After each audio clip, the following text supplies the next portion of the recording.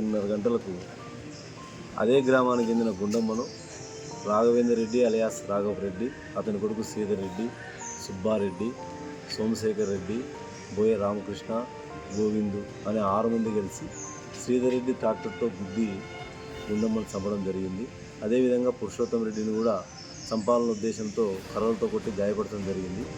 ఈ కేసు చాలా ప్రతిష్టాత్మకంగా తీసుకొని ఎస్పీ గారి ఆదేశాల మేరకు ఆయన యొక్క పర్యవేక్షణలో ఈరోజు ఉదయం 9:30 గంటలకు రాబడిన సమాచారం మేరకు సిరుగుప్ప క్రాస్ వద్ద పై తెలిపిన 6 ముద్దాయిలను అరెస్ట్ చేయడం జరిగింది. వారు నేరాన్ని మా పెద్ద మనుషుల సమక్షంలో అంగీకరించినారు.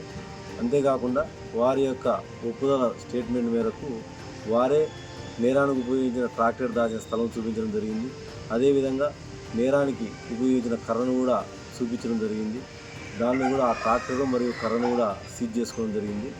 వీరందరినీ కూడా ఈరోజు అరెస్ట్ చేసి కోర్టులో ప్రొడ్యూస్ చేయడం జరుగుతుంది. జె శివనారాయణ స్వామి, డిఎస్పీ ఆదరణ. ప్రధాన కారణం అదే గ్రామంలో గుండమ్మకు మరియు రాఘవరెడ్డికి ఉండే పొలం తకరారు.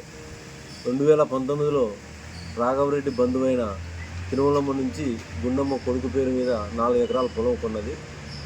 అప్పటి నుంచి ఈ తకరారు జరుగుతుంది. ఎందుకంటే రాఘవరెడ్డికి సంబంధించిన బంధువులని చెప్పేసి ఆ పొలం రాఘవరెడ్డికి వస్తుందని, లేదు మేము కొన్నామని చెప్పి గుండమ్మ వాళ్ళు పోవడం, ఈ విధంగా రకరకాల పిటిషన్లు కోర్టులో దావాలు వేసుకోవడం కూడా జరిగింది.